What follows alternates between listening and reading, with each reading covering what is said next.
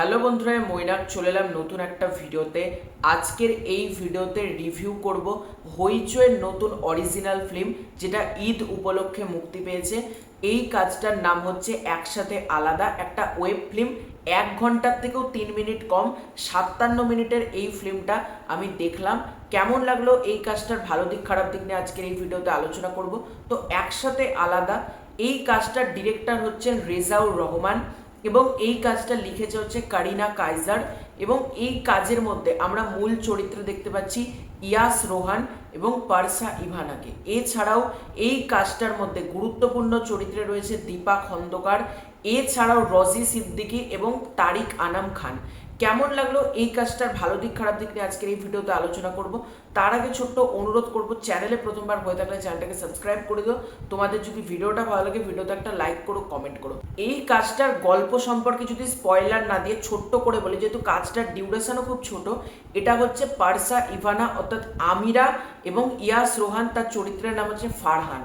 ফারহান এবং আমিরা তারা দুজন একসাথে থাকলেও তাদের কোনো কিছু মেলে না, তাদের মধ্যে এত বিরোধ, তারা চাইছে ডিভোর্স হয়ে যেতে।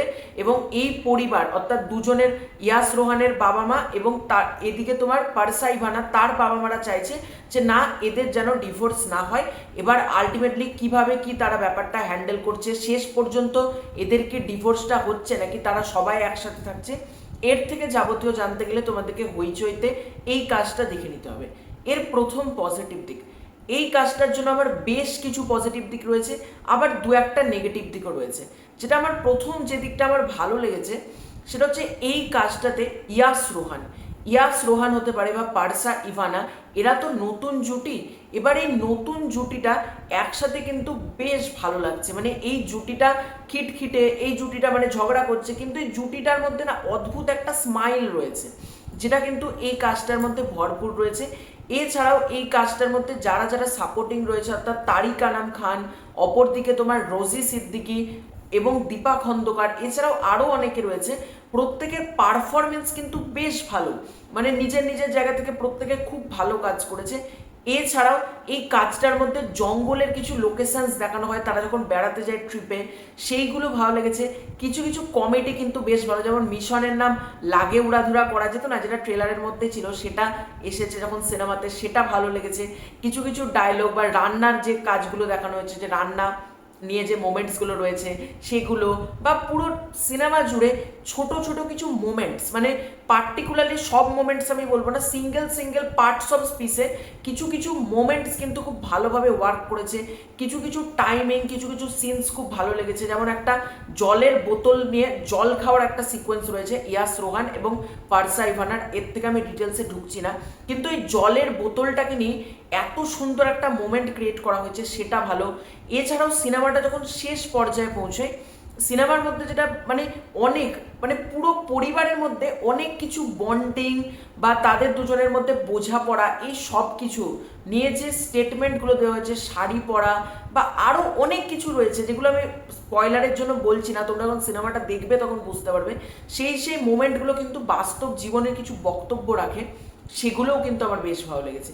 এবার যদি ঢুকি এই কাজটার নেগেটিভ দিক, দেখো এই কাজটার প্রথম নেগেটিভ দিক হচ্ছে এই কাজটার মধ্যে গল্প লেভেলে ইটসেলফ কিন্তু কিছু নেই। মানে এই কাজটার মধ্যে তোমাদেরকে বলছি মোমেন্টস ওয়ার্ক করছে, কিছু কিছু মোমেন্টস তোমাদের ভালো লাগবে, কিন্তু অ্যাজ সাচ অ্যাজ একটা গল্প সুন্দর, মানে একটা সিনেমার একটা মোমেন্ট সুন্দর, মানে গোটা গল্পটা সুন্দর বা গোটা গল্পটা হাইফাই, একেবারেই কিন্তু সেটা না। এই কাজটার মধ্যে সেরকম কিছু কিন্তু গল্প নেই।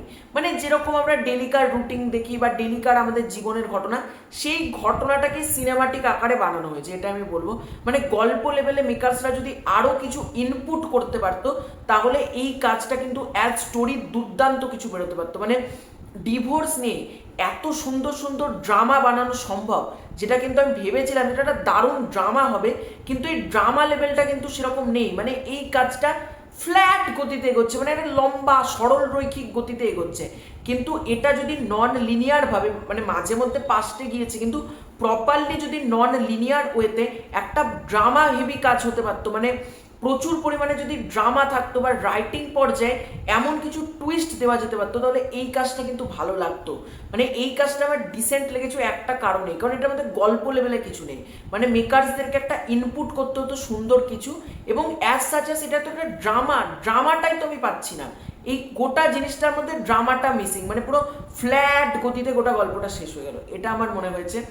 ছবিতে বিজিএম এর কাজ, এই সিনেমাতে বিজিএম এর কাজ আরও বেটার হতে পারতো।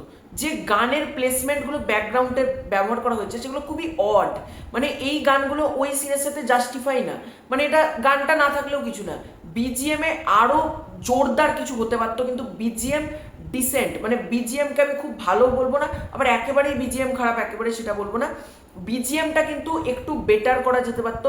কালার গ্রেডিং, কিছু কিছু জায়গায় কিন্তু কালার গ্রেডিং আরও প্রমিনেন্ট আরও ভালো হতে পারতো, তাহলে কাজটার মধ্যে প্রিমিয়াম ব্যাপারটা কিন্তু আসতো। মানে মাঝে মধ্যে মনে হচ্ছে ইউটিউবের নাটক দেখছি, এরকম কিন্তু ফিলস ডেফিনেটলি আমাকে দিয়েছে কিছু কিছু মোমেন্টসে।